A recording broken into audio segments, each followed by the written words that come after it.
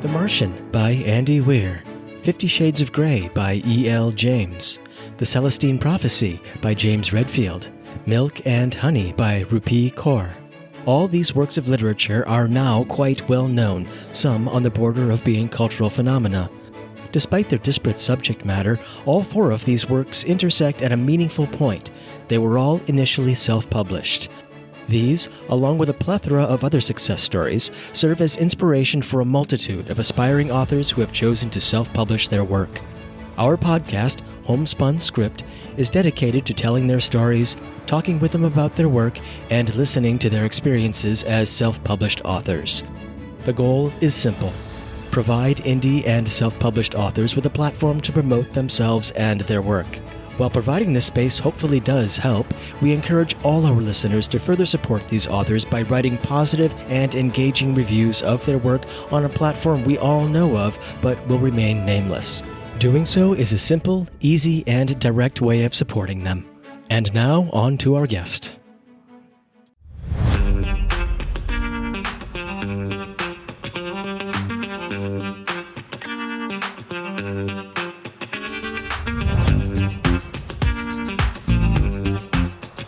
Hello and welcome to the podcast Homespun Script.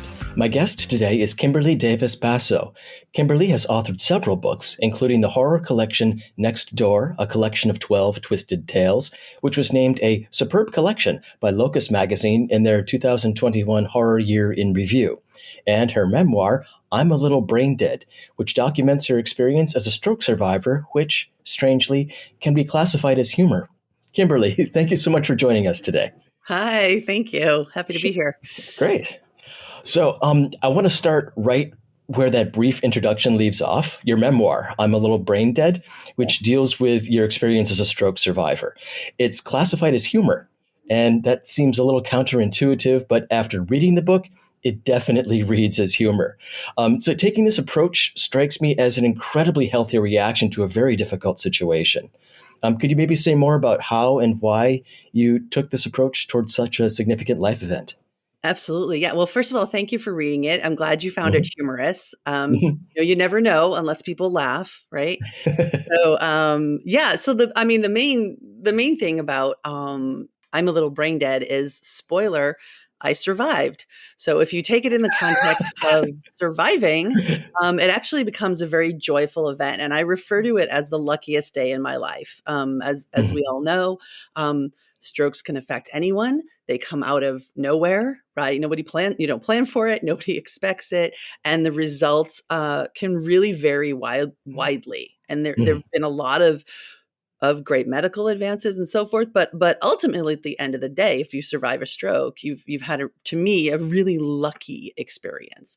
And I had the luckiest experience you could have. I mean, if you're going to have a stroke, you should have the one that I had. if you make those arrangements. Yes. Because I really was, well, as you know from the book, I was in the emergency room almost immediately, thanks to my daughter. And so the whole kind of joyful and humorous aspect of it, it isn't even like I considered that reaction or I thought about taking that approach. It was quite literally my approach. I had my laptop in the hospital and I was writing these like ridiculous emails to my family. I think potentially to kind of reassure them also. I've noticed, not just myself, but a few other people I've known, that surviving a stroke, the immediate thing that you want to do is let everyone know you're okay and kind of, I'm fine, because people really honestly flip out, which is understandable. Sure. Yeah. But there's this kind of, I'm fine. And so, yeah, I was in the hospital, like just observing and writing these crazy things and feeling really grateful that I was there to be able to observe what I was doing. And I would like to take credit for kind of picking that point of view, but it was it was my point of view. Yeah. Well, I can easily imagine someone going in a different direction and instead of taking this humorous, lighthearted approach, just wallowing in self-pity. And you did the very opposite of that. Yeah, I mean, yeah, you certainly can. I was so fortunate in my results Mhm. and the after effects for me. I mean, I certainly have. There are a few things that I deal with, but honestly, what and I've talked to a lot of stroke survivors, and I'm in, as you can imagine, support groups. I mean, there are Mhm. people dealing with true and genuine physical challenges and processing challenges and neuro health challenges and that kind of thing. Mhm. My things compared to those are they're very, very minor, Mhm. so I think I got lucky in that this is just kind of how I deal with it, and how I deal with hard things is it's laugh or cry, Mhm. and the more absurd the life event, the more likely I am to laugh about it. Mhm. Because there's just something about, I think, and you mentioned, kind of this, like, or we're going to talk about the loss of control, and Mhm. it really is insane. It's insane to be an adult in a hospital. It's a just bizarre experience. Yeah, you're right. Well, I like the structure of your book, because I didn't feel the need to read it from page one to page, I can't remember how many pages there are, but the end. And so The end. I would just feel free to jump around and read here and read there. And one of the chapters was called "Exit the Body Factory." Yes. And that it's a very short section. It was only like 3 pages, but the title of that small section I thought kind of permeated throughout the book.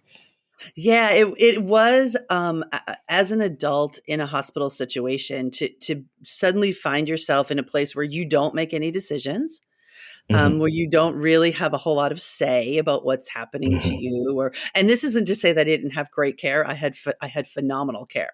It's just Hmm. a very odd, um, it's a very odd situation to be in. And I have likened it to, it's almost like visiting a foreign country where you don't speak the language. The Hmm. doctors talk in acronyms. They're very big on letters and initials. Hmm. Everything is acronyms. Everything is, there's a lot of the chart flipping, Hmm. and you're not really privy to the information, which is Hmm. really odd. And it's really odd to be in a bed and have these experts and these professionals come in, and they talk to you and they ask you questions, but they don't necessarily tell you why they're asking you those questions or what your answers mean. Hmm. Yeah. Right. So it's very, very, it's very, very strange. And again, I was lucky enough to be well enough to be able to, like, observe all of Hmm. this. But Yeah. yeah, it really does. Really, to me, um, it feels like a body factory, and that's what they're doing, and I don't know I'm sure there is a lot of psychology behind how doctors manage, right? And Hmm. the kind of things that they have to manage, and the kind of hardships and tragedies they have to deal with. So I'm sure Hmm. there's something about that distance that Yeah. helps them. Um, Depersonalizing in some way. Sure. right. But for the person being depersonalized, Hmm. it's very odd. Oh, I can imagine it's incredibly disconcerting. Yeah. Yeah, it really it is a little it is weird because Hmm. you're literally, you're wheeled around to different places and they do different things to you. And they Hmm. don't really ask you if they can. They're just like, this needs to happen. Yeah. Which is fine because we want to be taken care of. But Yeah. but as an adult and someone who is for any number of years, you've been used to making decisions for yourself. You've been used to a Hmm. level of autonomy and kind of involvement, particularly when it pertains to your body. We're pretty close to our bodies, right? We tend to have a Hmm. pretty close Yeah. relationship with them. So yeah, it's a very disconcerting and I mean, to me, ultimately ridiculous, which is kind of Yeah. you know Yeah. At one point, you referred to yourself as, I think, part-time zombie. Yes. I'm a Yeah. part-time zombie 'cause just a small amount of my tiny amount, they never define tiny, by the way, and I talk about that in the book. Tiny amount of dead brain matter, which Okay. is, what is tiny? What does that mean? We don't know. But yeah, It's so pretty I'm subjective. I'm Yeah. like occasional zombie, part-time zombie, not a fully brain dead. Uh, Hmm. so But that reference worked its way in quite often in the book.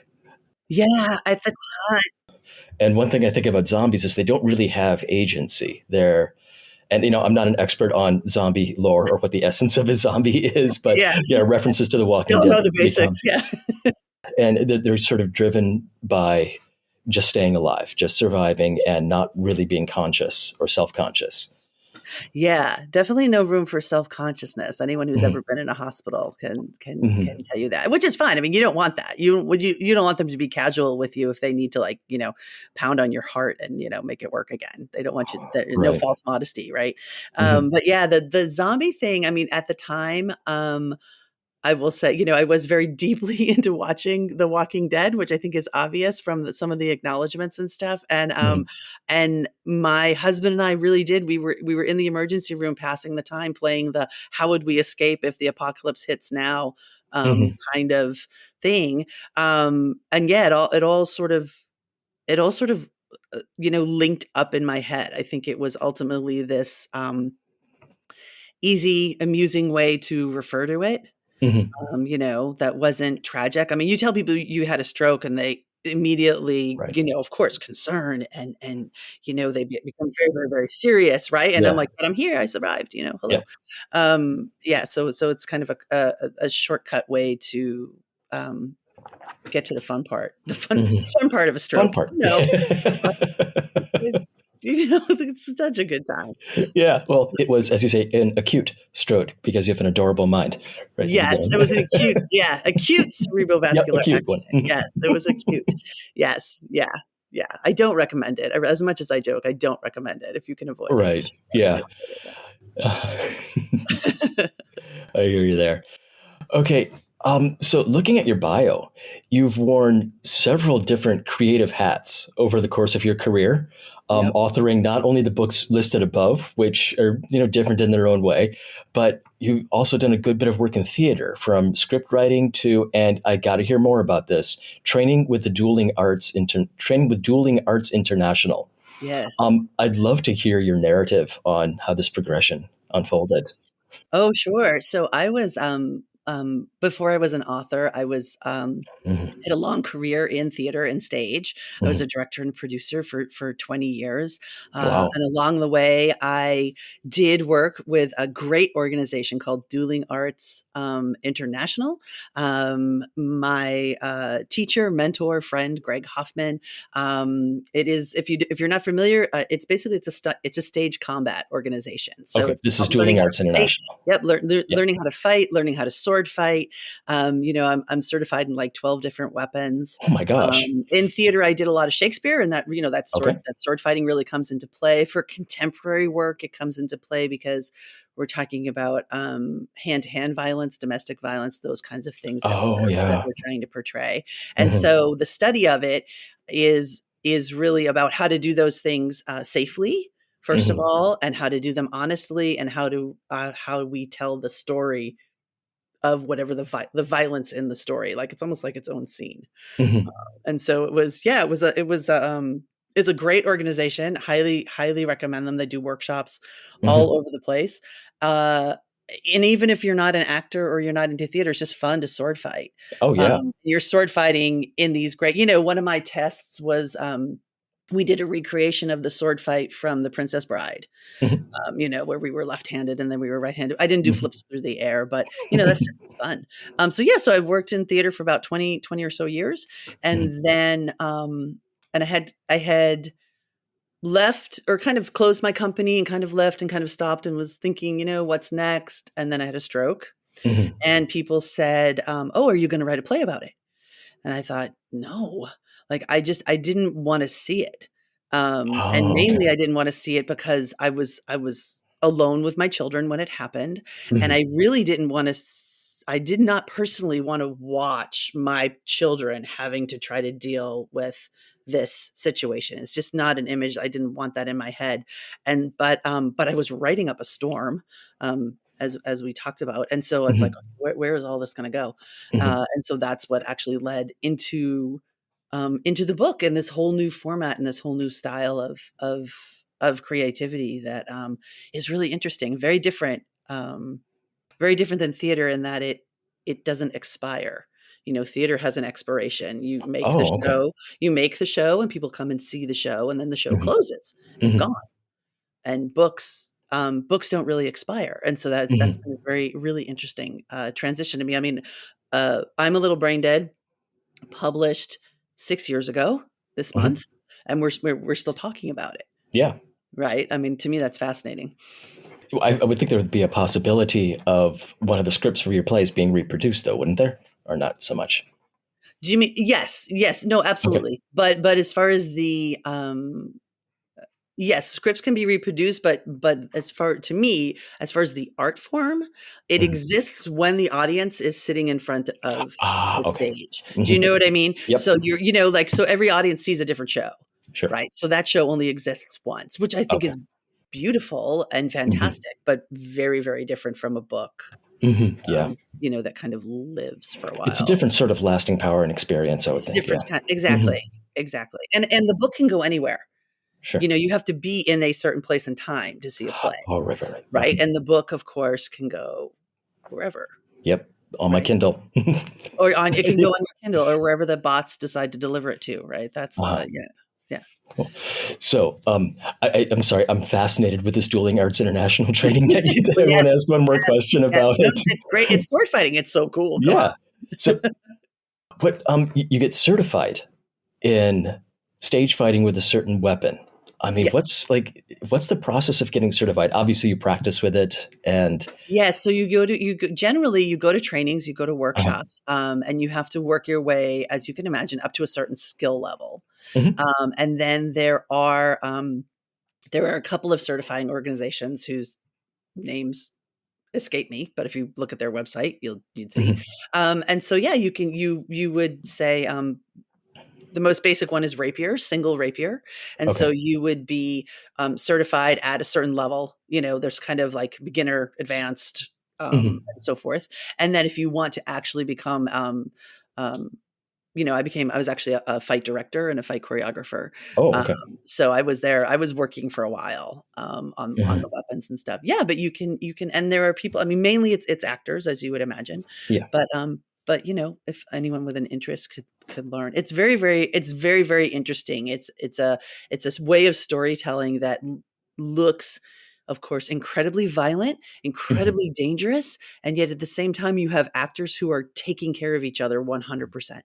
Mhm. Like it's really an incredibly safe thing that's happening, but it appears to be deadly. Mhm. It's interesting from an artist point of view. Yeah, I think I read an interview with Matt Damon when he was talking about the fight choreography in I think one of the Bourne Probably trilogies, the and he Bourne said it. movies, yeah. Yeah, he said it was like dancing almost. Yes. Yes, very much. I think that's accurate. Yeah, for sure, because it is an agreed upon storytelling. Mhm. You both know it's going to happen, and you agree to tell the story that way. Yeah, Mhm.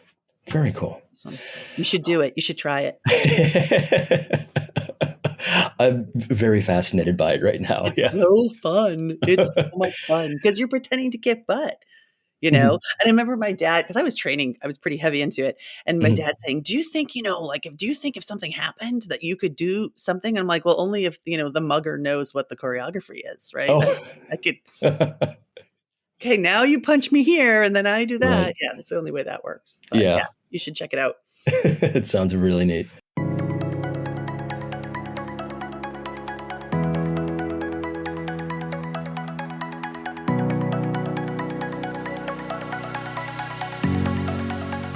Okay, let's talk about your collection of short stories, Next Door. What Yes. this came after your memoir, I'm a Little Brain Dead. What prompted the shift to this project? I'm so glad. In all of my years, I've not been asked this question really.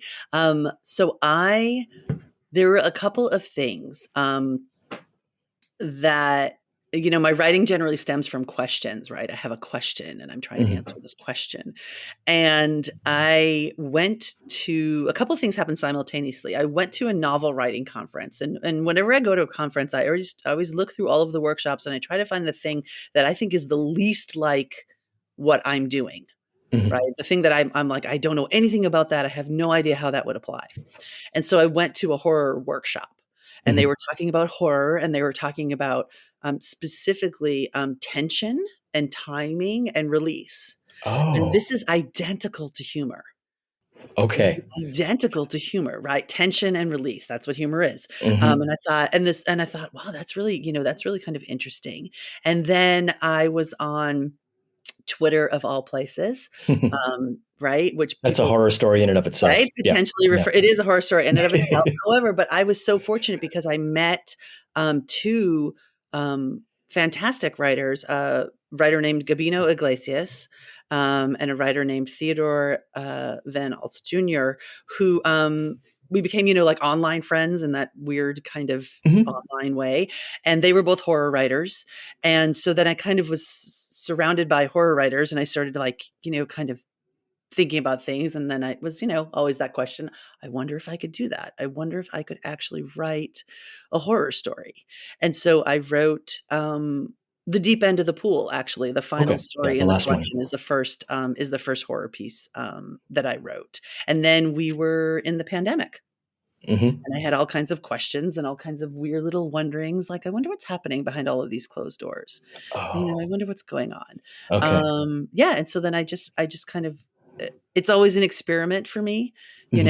and I was, really pleased that, people have responded so well to my little experiment, and yeah, and so that's where we are. So now I actually kind of think of horror and humor as, like, 2 sides of the same coin.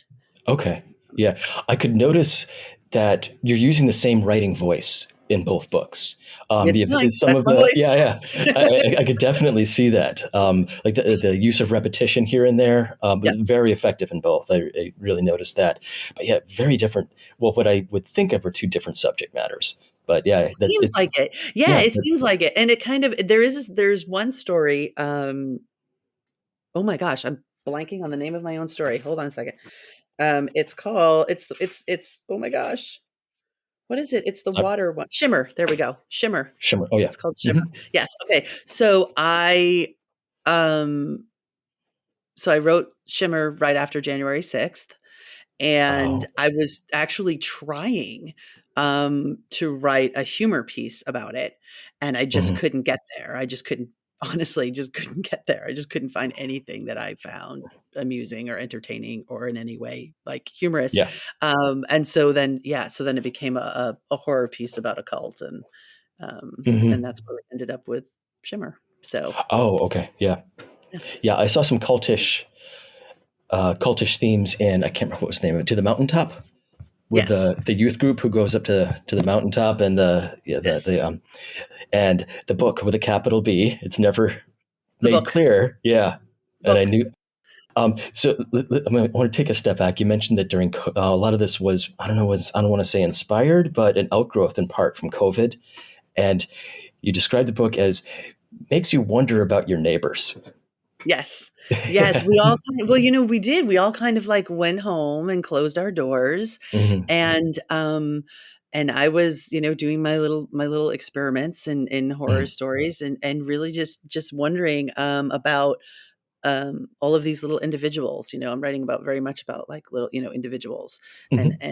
their experiences, and yeah, so I don't know if I don't know if it was inspired by it, but I don't think any of us can say that anything we're doing isn't impacted by it, Right. right? Okay. That's a better way of putting it. We Yeah. just lived through this world-changing event, Sure. Hmm. and so, yeah, I think definitely, yeah, I mean, I can honestly say I wouldn't have written those stories had I not been in that situation.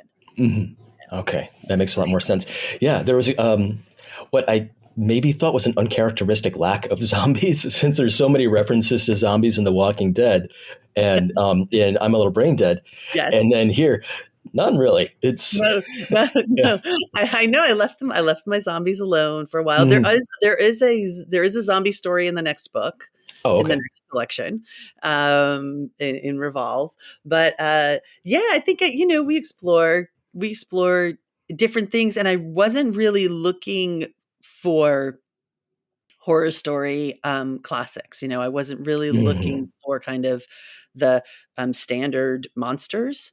Hmm. I was really trying to write things that were as close to reality as they could be until they weren't, Hmm. so I was trying Yeah, to kind of right up close, so they felt like, they're real people, and then they just kind of had these extraordinary things, and then something very, very strange and then something very, happens. very odd Yeah. happens. Yeah. Yeah. I think of horror, and I'm not an expert on horror at all. I don't know much about it, but I do think of Lovecraft immediately, and his So focus on, well, he would obviously, all the crazy squid monsters and things like that. But Monsters, yeah. but in his nonfiction writing, he would emphasize the point that what's really scary is what's unknown.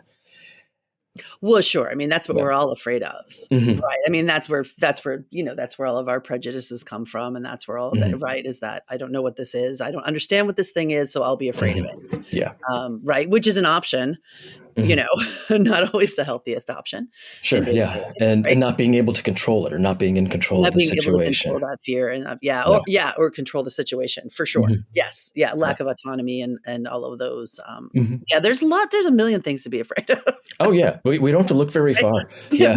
We have no And end. if we don't see any in front of us, then we just create them. And We they're do. right there. We do. I'll be Yeah. afraid of that. Okay, good, good. But Mhm. yeah, the first story really reminded me of Lovecraft with a little boy on Cape Cod, and he puts Oh, the yeah. tentacle on its head. Yeah. That's my that came from a prompt. There Oh. was someone who used to do these one-word prompts, and the Mhm. prompt was tentacle. Oh. And so I wrote the line about I don't want to give anything away. I wrote the line that like, you know, I wrote the line that pushes the story into what happens as a response to this one word prompt, Mhm. and then the story kind of grew out of there and is based on I spent a lot of time on Cape Cod, and Mhm. so those are all kind of childhood kind of memories that are sprinkled through there. Mhm. Yeah, and one other about that story and a common theme, I think, in all of them is what really left me unsettled after reading them is what you don't say. Because you bring it to, and you mentioned before about timing, tension, and what was Tension and release. and release. Okay, Yeah, the release in so many of these is very ambiguous. yeah. Where I'm like, what? Wait, what? What's happening You here? have to kind of just Yeah. yeah. I'm yes. I agree. I'm not necessarily filling in all of the blanks Hmm. for you. Oh yeah. Well, that's what makes it more interesting, I Yeah. think, and that's what makes it even more unsettling. Because in which one is it? I I'm appreciate thinking. that. Okay, yeah, archive. Well, archive and moat, Yeah. especially. What is going on here? And I had to read them a couple times, and especially moat, Yeah. the one with the guy dusting the paintings. Yeah. And yeah, there's some And wonderful one-liners in there. I was looking for Shimmer in here, but he says there it is. He wasn't sure how much of him was dust now. It had been so long, and that's pretty early on in the story. And like, what? Huh? And then at the end, okay, I think I yeah. get what's going on here, or at Yeah. least I have an idea. But yeah, that commonality I thought was really well done. Oh, The I common thing. appreciate that. I appreciate that you enjoyed the ambiguity of it. You Hmm. know, like you kind of mentioned. I mean, horror is so many things, and horror Hmm. is presents itself in so many different ways, and we have so many ways as creators to express it. Hmm. That yeah, I'm happy to hear that you. Hmm. I don't know if enjoyed is the right word, but that you I definitely engaged with it. Yeah, yes, you were yeah, engaged. We'll say that you were yeah, engaged. That's yeah. excellent. That's good. And there's obviously it's horror, and so there are bad things happening to people throughout, but not a whole lot of overt violence. Very not much in terms of gore, anything like that. Yeah, it's not very gory. Yeah, that Hmm. collection is it's not very gory. Because again, I don't know. I think it's what you've touched on. I think I don't know if I had to do gore, so I didn't. Hmm. I do. I mean, there's definitely some pieces in the new collection Okay. that are not I don't know, not like blood and guts violence, but gross, I Hmm. would say. Okay. Yeah. There's a level of grossness. Hmm. Um, yeah, I mean, I think that's one of the things that fascinates me about it, as a genre. I think in just the same way there's a million ways to tell a joke, Hmm. there's a million ways to explore something that's scary, Hmm. and, yeah, I like to let you I'm hoping that the reader is with me, and so Hmm. the reader is kind of completing the story, and perhaps, and this is just occurring to me that that's because of my theater background, Hmm. because that audience that completes the play for us, right? Hmm. Yeah.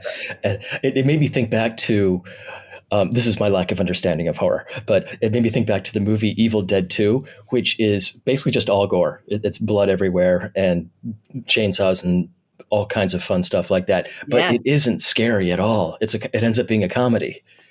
Yeah, well, and but that's a beautiful thing though, right? Because Mhm. that's your reaction to that. Because there are people who will watch something that's all gore and splatter and just be, Mhm. be horrified, and Okay. it's the Yeah. scariest Fair thing enough. ever, right? But yeah, no, I mean, and I mean, I like it all. I like it all, Mhm. and I don't have any. There's always these odd kind of conversations that run through the horror community of this is horror and that's not horror and this Yeah. is it's like no. There's no large No. rule in the sky. There's no yeah essence writ large. No, I mean, you're trying to define fear, Yeah. and I mean, it is there anything, love maybe, love is very personal, fear is very personal, sense of Hmm. humor is very personal, like, these are all very, like, Hmm. individual things, Yeah. so, yeah. I found, I think it was To the Mountaintop and Shimmer, the two sort of culty oriented Yeah. pieces. I found those very disturbing just for the fact that, all right, these aren't terribly outside anything I can imagine.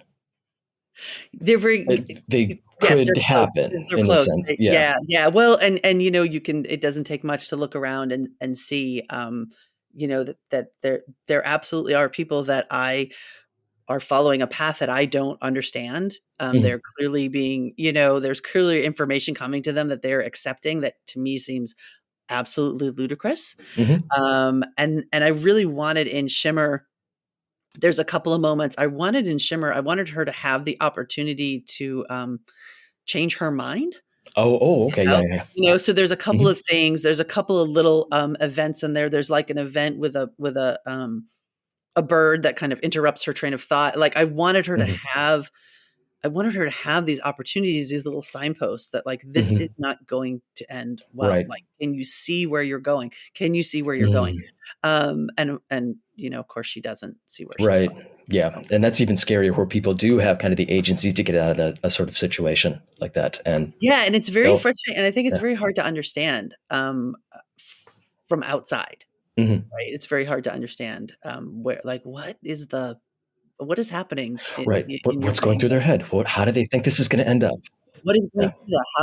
How do you logically how does that work for you?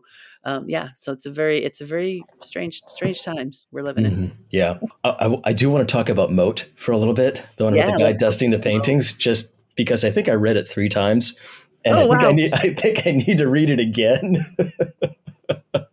So Dustin dusts. yeah, Dustin dust. dust and dusting and Mhm. turning into dust. Mm. So I I don't have a specific question about it. I just want to hear what your thinking What process the was. hell happened? I want you to talk about it. Yeah. Yeah, so I I I love that story. Was that weird? That's probably weird to say. Because I love that story because it gave me, a really hard time. Hmm. And it didn't end up anywhere where I thought it was going. Hmm. And so it really for me, I mean, when I read that story and I read him coming in every day and and this old woman and their relationship, like to me, it's a love story, Hmm. and it's this care that he takes with her, Hmm. and just this kind of gentle,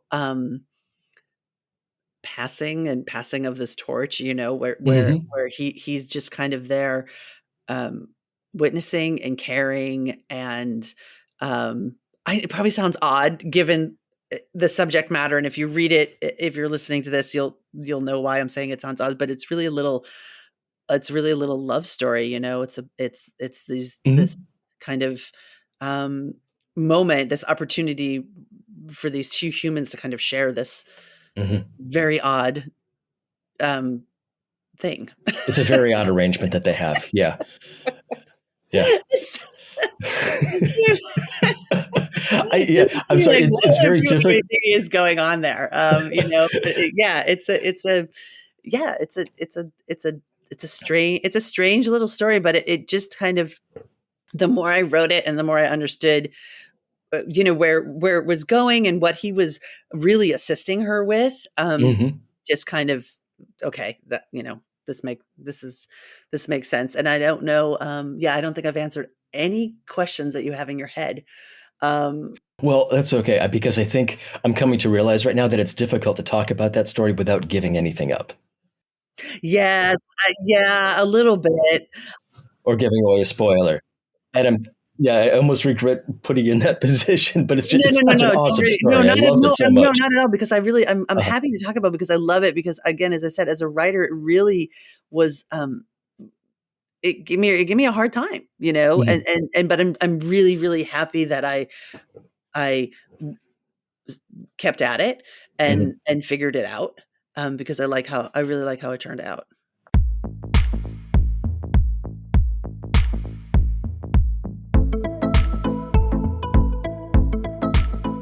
Let's maybe circle back a little bit and combine a couple things. We've talked Sure. about this already, but there's an intersection, or how do you see there being an intersection between your memoir and your horror collection? Yeah, we talked a little bit about the humor and the horror things. Yeah. I think there's a couple of touch points that I'm realizing because I'm now actually 5 books in, 3 humor and 2 horror. And my humor, as you mentioned, it's each chapter is very self-contained. It's like an essay Mhm, basically. mhm, So it's humor essays and I'm writing horror essays. So in terms of form, it's very similar in terms of the length of the pieces that I'm writing. Um, and then kind of two sides to the same coin. Um, tension and release, right? But I always, no matter what it is, humor or horror, I always start with a question. I'm always trying to answer a question. okay. I'm always trying to, and what comes out of that is my experiment in trying to answer that question. Mhm, And sometimes it's a really simple question, like, can I write horror? mhm, Right. And so I kind of had this whole exploration, of that. And, sometimes like there's a book we haven't mentioned called, Birth and Other Surprises. And the question there was like, why is this industry so absurd? The whole birthing industry and all of mhm. that. And yeah, so that's kind of where they jump off in the same way. So I don't know. I don't know if Yeah, I saw them intersecting at a point where there's a lack of agency in each of them, and that's really interesting. yeah, and I don't know if I'm imposing that on it, but that's just how I You're read them. 100% allowed to impose whatever you wish because Okay. I write, and then you impose whatever you impose, right? Because you have that your experience of it is as valid as, my Hmm.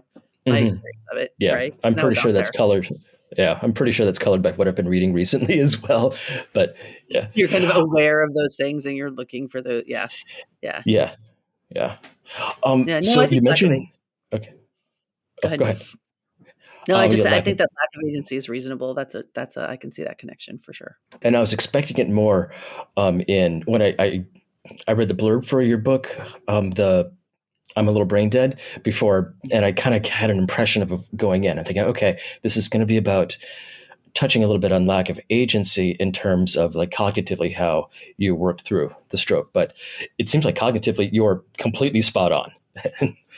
And Yeah, well, I was very fortunate, that 99.99999% mhm, of what I need is there. The mhm, the cognitive challenge that I have is that I do have memory issues. I have, mhm. some short-term memory issues, and I actually have word retrieval issues, Okay. which is very odd for a writer. Mhm. Um, so I put a lot of, like, placeholders in when I write. Uh, I have those just from being 51 years old.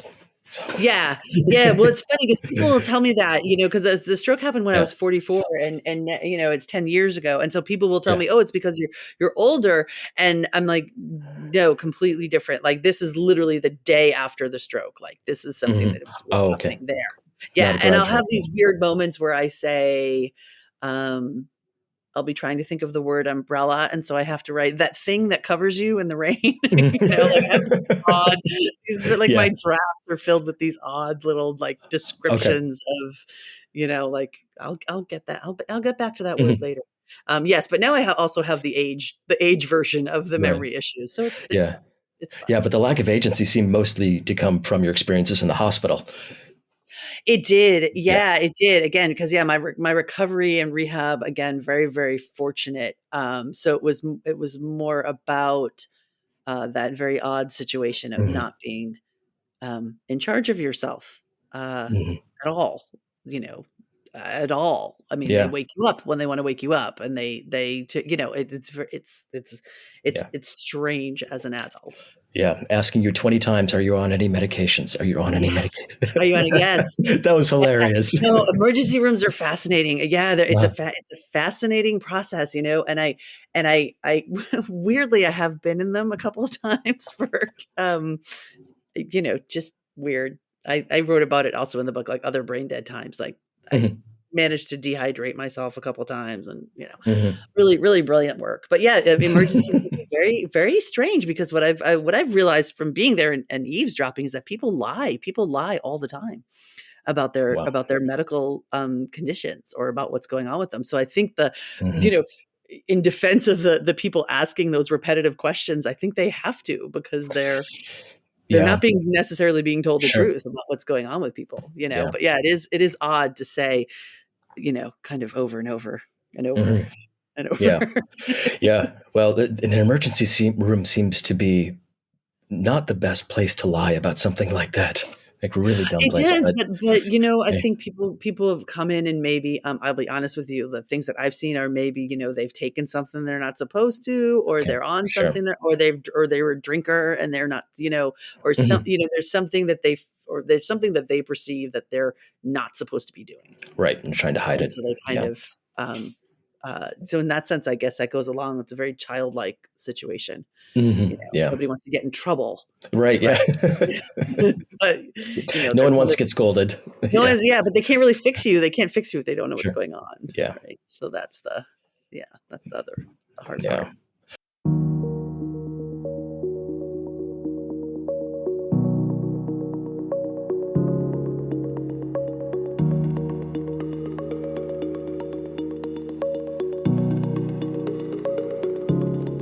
So, Kimberly, you have two new publications in the pipeline, or two I do. publications in the pipeline. What's? Can you talk about those a little So I bit? have yeah, I have another collection of horror called Revolve, Hmm. and in this one, as we mentioned, there's a couple of zombie pieces. I wanted to look at classic horror. Hmm. I purposely stayed away from it in the first one, and so this collection has a version of a Frankenstein story. Hmm. It has a version of a vampire story, Oh, cool. and then I got a little flexible in terms of what I consider a classic. Hmm. And so there's a couple of like really well known. Um, One of them is based on a really well known poem by Emily Dickinson, which is not horror, Hmm. but in this situation it is. I took a look at a scene from Count of Monte Cristo. Hmm. So there's kind of it's about I think 16 um, stories that are all somehow grew out of classics. Cool. So And yeah, yeah. So there's that and one. you have a nonfiction book coming out too, And I do correct? have another nonfiction. I do have another collection of humor essays. Uh, it's called No Help at All, and it is my years long attempt to improve myself and fail. So there's essays about me trying various self-help kind of situations, or like Hmm. reading various self-help books and then trying and failing utterly to implement them into my life. Hmm. um, and so that's the theme of that one. It will be no help to anyone. Okay. And if it is helpful, we apologize. Um, Well, yeah, I've never really found self-help books to be terribly helpful. it's a fascinating industry. It Yeah. So is. I talk Yeah. about my experiences, like trying to replicate what they always, of course, say is so easy. Hmm. And I'm just really, either I'm really, really bad at it, Hmm. or and then I also do talk about the fact that, it's an industry. Oh, Right. yeah. It's Yeah. an industry, and so to my mind, if you're writing a book on decluttering, the first thing you should say is don't buy this in print, Yeah. right? I Yeah. mean, right? I mean, but So yeah, and it's a massive industry. So we're desperately Mhm. trying to fix ourselves, and I assume we're failing because the industry just grows and grows and grows. So Yeah, yes, it's it's about that. ballooned. And I think, who was it? Dale Carnegie, he wrote that book, How to Win Friends and Influence People. Yes. And the next one, How to Stop Worrying and Start Living. I remember reading those at one point, and they're just a series of anecdotes. And reading the anecdote, you think, okay, this person thought this way, was doing this, and not doing things well, and then changed his or her way of thinking, and instantly everything changed. And every time I read that book, I think that didn't happen. No, you're just making all this stuff No, up, dude. it's always instant. Yeah, It's always immediate, yeah, and immediate it's so gratification, so improvement. odd. It's gonna happen. This will happen in 3 minutes. Really though? Like really? Will it happen in 3 minutes? I don't. Yeah. I'm a very, I'm a healthy skeptic, I guess, Hmm. when it comes to that stuff. But I think it's fascinating. I think it's fascinating that people want to improve themselves. Hmm. It was an endless source of humor possibilities for me. Hmm. The variety of things that are, out there, I and bet. Yeah. yeah. Yeah. It's the number of grifters out there is shocking too. Yeah, and not even the grip. I mean, I tried like people who were considered legit, and I still messed Mhm. it up. I mean, Yeah. Or even thought of it's just themselves as me. legit. Yeah. It's just me, I Hmm. guess. Yeah. And that's the other thing. Yes, you do have to be as kind of self-proclaimed guru Hmm. about it all. And the best part, and I suppose this means I have to write a sequel, because if you write a self-help book that Wow. solves everything, you then have to write a sequel that like solves the thing that you didn't solve. Right. Yeah. Which is fascinating. Yeah. So I guess apparently someday there'll be a sequel to No Help at All, where maybe we'll help Oh, people, there and we go. maybe it'll be helpful. Maybe Yeah. that'll actually be like a helpful one. We could try that. We could try the Yeah. flip side of it, right? Yeah. So, a guiding theme in this podcast is to focus on self-published and indie authors. Okay. And you work with an independent press, is that correct? No, I'm my own independent Oh, press. I'm okay, cool. self-published. So you're Yep. self-published. Yep. So, and you've been successful with this, obviously. What has been your experience in this regard, and what advice might you give to other authors who are testing the waters, so to speak? Yeah, this is a great time to be an author and a writer, because there's so much flexibility, and there's so many different ways to be an author. Mhm. Traditional publishing, of course, you go and you get your agent. Go and get your agent, like it's so easy. You Right. Yeah. you get an agent, and you follow that course. Independent publishers. I guess my advice is, and I actually teach a workshop on this. My advice on this is to be very clear about what you're good at and what you're not good at, because if you are going down the independent self-publishing road, you need to know what your skill set is, because you're going to have to bring in other people to Mhm. fill in the gaps for you, Oh, right? And then you're ultimately, if you are a self-published author, you're opening a business. That's what you're doing, right? mhm. Um, if you're working with an indie publisher or a small publisher, transparency is critical. Mhm. Unfortunately, sometimes there are small publishers who get very, very excited about the work out there, and they take on too many authors. So Mhm. just you want a lot of transparency, and you want an indie publisher that's really comfortable answering your questions, same way you would want with an agent, right? Okay. Someone really comfortable answering your questions.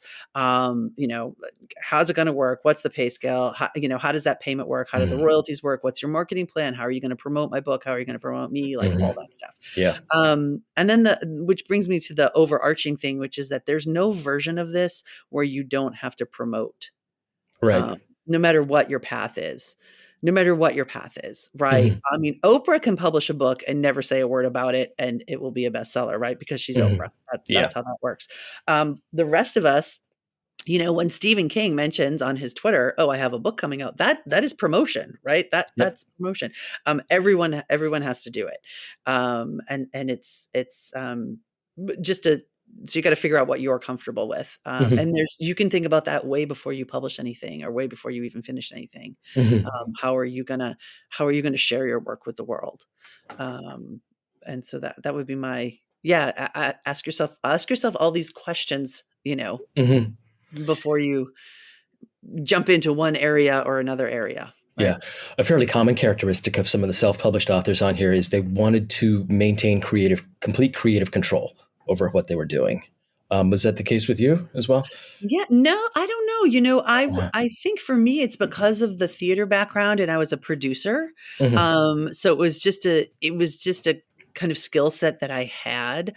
Um, I complete creative control is a really interesting idea because even if you are a self-published author, I would assume that you're working with an editor, that mhm, you have a professional editor looking at your work, hopefully, or mhm. somebody, if you can't, if you, because there's obviously costs involved in that. Um, yeah, I mean, I think everyone complete creative control. It's fascinating. It's a fascinating term. I guess, I mean, they want to be able to approve the Yeah. covers and like that kind of stuff, which is important. I mean, covers are super important. Um, I If you have all of those skills, that's awesome. Mhm. Yeah. I mean, cool. Yeah. I probably jumped the gun a little bit too soon there where I said complete creative Yeah, control yeah, because yeah. I don't even know if that's a That's even real a thing. thing. Yeah, Yeah. yeah. No, I understand though. Well, the what you do control as an independent author is the timing. Mhm. I think that's That's huge. been big too. Yeah. That's huge because, of course, if you are in a traditional path or with a small publisher, they determine the timing, right? They determine when it's going to come out and all that, and it can be years. Mhm. So you do control the timing of it, which is always pros and cons with everything. Um, yeah, so I mean, I ran a theater company. Mhm. This is what I do. I run companies. So I didn't Mhm. even really, I didn't think about it too much. And now looking at some of the numbers that come out of traditional publishing right now and some of the things that have been released, those are worth looking at. There's a Mhm. huge percentage of titles that never break, a Yeah. thousand sales. Mhm. Right. And so you just have to really think about why you're writing, think about how you want your work out there. If you just want your work printed, you can do that anywhere, right? Mhm. But if this is your profession or what you're working into professionally, Mhm. I would say really, really, consider the path. And the great news is you can self-publish, and with another book, you can go the traditional route. Mhm. You're not locked in. Mhm. I've seen people do that. Lots of, and it's possible. My only other rule of thumb would be to say to be aware of people who say this is absolutely the way you have to do this. Okay. There's a lot of kind of gurus who say, or kind of self-appointed gurus who be like, if you don't do this, then you're not a writer, or if you do Oh this boy. way, then you're this, or you must, traditionally publish in order to cut. Of course, we know that's all nonsense. It sounds like, Um, yeah, just gatekeeping in a. it's just gatekeeping. Mhm. Exactly. It's gatekeeping. It's yeah, all of that fun stuff. Which brings up something fascinating. You said gatekeeping, like really the opportunities right now, like whoever you are, wherever you are, you can find a path. Mhm. You can find a path to publishing for sure. That will work for you. But yeah, so yeah, I'm doing the self pub, but I have some manuscripts I'm working on that I will probably query. Mhm. Um, because why Cool. not? Great. Well, I look forward to them. Yeah. Great. Thank So, you. yeah, Kimberly, it's been wonderful having you on. I've really enjoyed this conversation. I so appreciate your honestly, I so appreciate the preparation and the detail and getting to talk about some of the stories that I haven't gotten to talk about. Oh, So, cool. thank you. Great. Sure. You have a website, which I will put in the show notes. Where else can we find you on social media? So, KDB Writes, Okay. that's me everywhere. Okay. KDB Writes. I'm mainly I, I'm not really on Twitter anymore. I don't Uh, blame you. Yeah. yeah, it's exhausting. Yeah. But I do have some good friends who kind of hang out there, so I go in to, Mhm. see what's going on with them. It feels odd to say good friends about people that you meet online, but that's the truth. It, And yeah. yeah, so KDB writes Instagram Threads. Threads has been a really interesting Threads has been experiment. fantastic for me. Yeah. Yeah, it's been a really interesting experiment. A lot of I'm seeing a lot of artists from Instagram and a lot of writers from Twitter, and so there's this nice Mhm. little mashup of creative people. Mhm. Cool. So Great. Well, yeah, I'll put all that in the show notes. thank you, And wonderful. So thank you once again. And yeah, it's been great talking with you. And I wish you all the success as a writer and in the future. thank you, Nathan. Absolutely a pleasure.